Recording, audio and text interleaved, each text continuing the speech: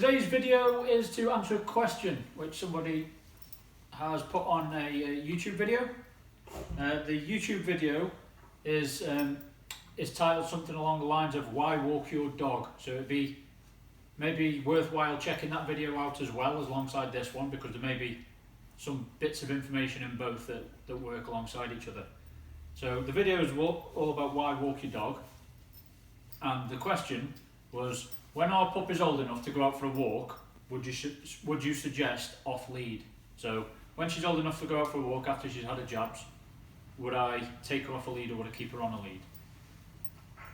First of all, before I answer the question, I have some questions, and the first one is, why would you take a dog for a walk? Excuse me. Why would you take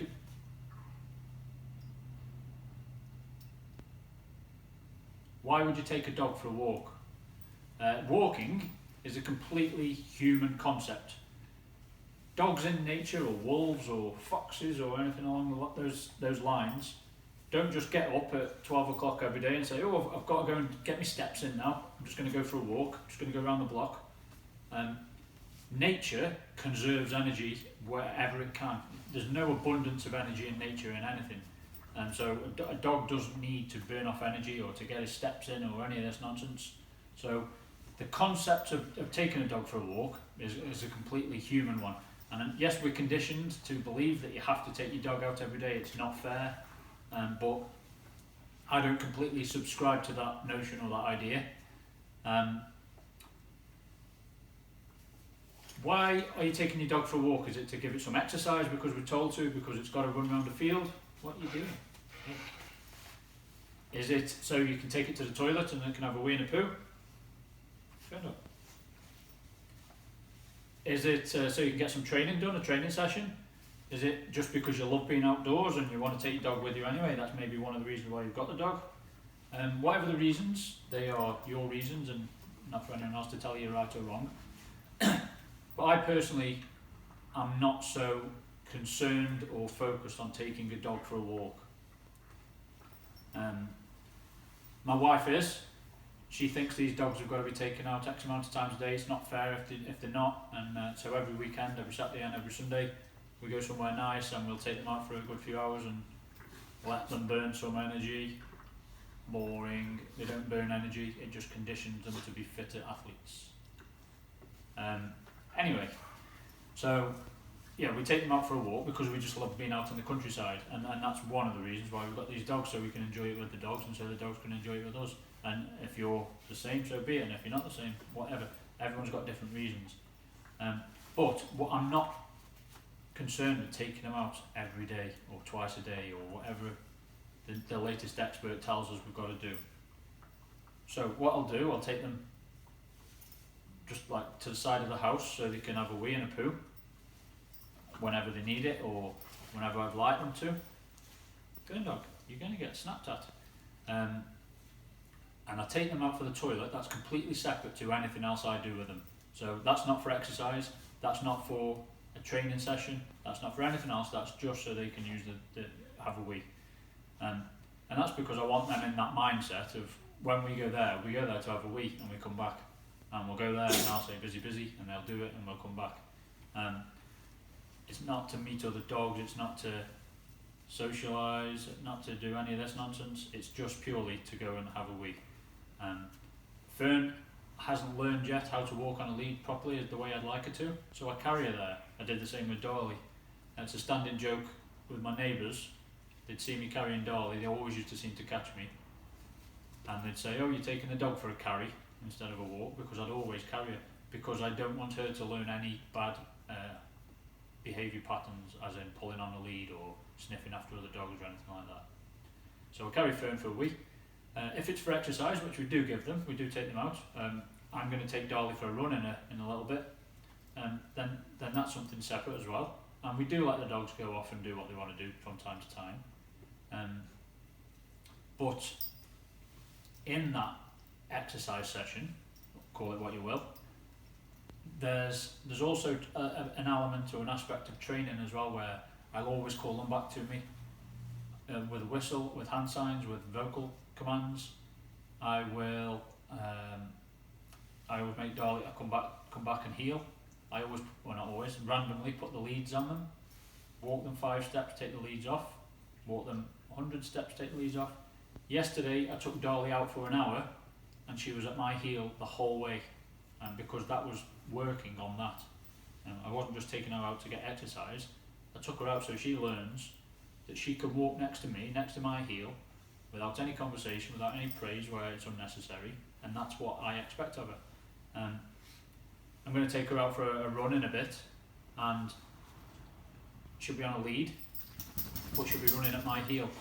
When we get to the canal, I'm going to take her off the lead, but she'll still be running at my heel, because that's giving her exercise, but it's also a big aspect of training for me, is teaching a dog what you want all of the time. Now it could be that you're doing a training session, in which case I wouldn't walk the dog on a lead to a training session. So me, for example, I do all of my sort of early years training or early days training, or whatever you want to call it, with a pup in the house. I then progress to the decking, I then progress to the grass, I then progress to the grass at the side of the house, and I then progress to a tarmac car park at the side of the house. Long time before we do anything anywhere near a field. Okay. So if you're talking about taking a dog for a walk specifically for training reasons, then I wouldn't walk the dog on a lead to a training session. I carry Fern, I carry Dolly. If you can't carry the dog, if it's some kind of bigger breed, then put it in a car and drive it somewhere. But don't walk it on a lead and let it learn that when I'm on the lead it's okay to pull. Or let the dog think, oh, we're going training again, and I get loads of treats and loads of fuss when I go training, so let's pull and get there quick. Dolly. Good girl. So yeah, if it is specifically for training, you control how you get there. Drive or carry the dog or wherever it may be, put it in a handbag if you have to, and whatever you have to do. But don't let the dog dictate. Now, it could be that you just love the outdoors and you want to go for a walk, or you subscribe to the notion that dogs need exercise regularly and you want to just take it for a walk. What I would advise, if that was the situation, even from 8 weeks, I wouldn't advise taking the dog out to learn new experiences, new smells and sights and sounds, and learn that there's something more important than you. But if you're going to, what I would do is I wouldn't have the dog on a lead, I would have the dog loose. And I would try and control the environment, so I'm not going to take it somewhere where there are loads of rabbits and there's loads of scent, or loads of pheasants and there's loads of scent, or wherever it may be, or loads of dogs running around. But try and make it as boring as possible. Perhaps you've got the dog to get you out of the house and get some exercise, so if needs must, but try and make it early days a little bit more boring for the dog. And what you've got to understand is when a dog is 8 weeks old, when a dog's a little tiny puppy, it's got a really high level of anxiety about leaving you, about if it goes anywhere, the pack is going to leave it. Now, from the minute you get that dog in your home, he's going to go off after a few minutes and start sniffing something, and he's going to come running back, and then he's going to go off and he's going to go a little bit further.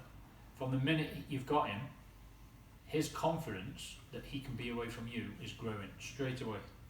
And he's eventually going to learn that I don't have to sit on his knee all day long. I can actually go over there and sniff whatever that is. Because if I turn around, he'll be there. And so I don't need to be anxious. I'm quietly confident that my dad will stay there so I can go off and do what I want. And that carries over to outside as well. You could take your dog outside and initially, straight away, he literally will be in your foot, under your foot, and it's probably to the point of annoyance. And at first you think, oh, isn't that cute, he's really well behaved, he won't leave my side. And a very common problem that people have with dogs is initially they think he's really well trained and he won't leave your side, but as he gets older, recall goes completely out the window. And that's just because the dog's getting more and more confident of being away from you and that you will be there when he needs you. So if you're going to take your dog outside, little 8-week-old puppy, the way I would do it is let him go, always praise him when he's around you, and the second he walks away, even if it's 1 or 2 steps, turn around and walk the other way. And if he notices straight away he'll think, oh my word, every time I leave my dad, he goes the opposite way. So the only way to stop that is just to stay with him. And if he doesn't notice straight away, then do give a little clap or call his name or do the recall whistle or say with me or wherever it may be and go the opposite way. And you want to keep that level of anxiety that he had when he was an 8-week-old puppy. You want to keep that in him for as long as you can, that if I leave my mum or dad, that they will leave me, and I don't want that to happen. I'm really anxious about that. I'm not confident that on my own.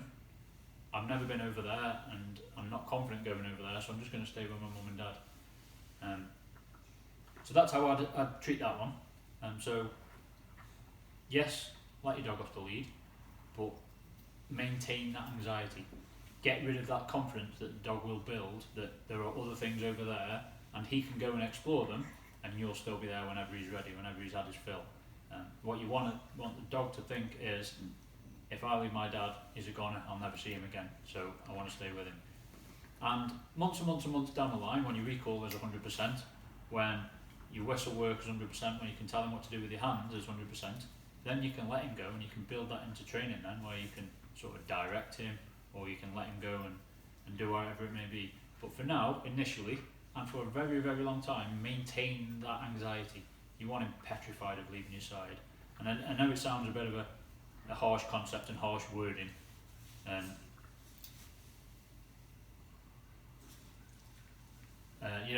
you don't want him petrified, but I'm trying to sort of get my way over. You don't want a dog scared, but you do need anxiety in a dog, and you don't want him 100% confident that he can go off and do what he wants.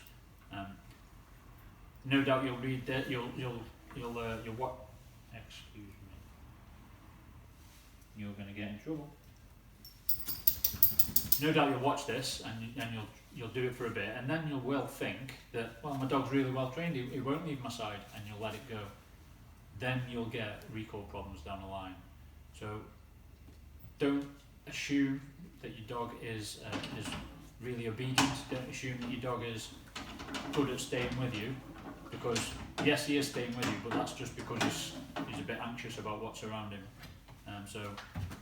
The second you take your eyes off the ball, within a few days you've got recall problems and you've got a brave, confident dog that is hard to undo that sort of damage.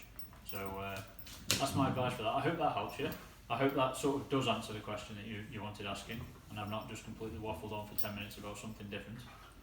But if you have got any more questions about that or whatever it may be, then fire away. And likewise, if you give us a subscribe or a share or a like or wherever it may be, then it'll really help, because we're getting quite popular now.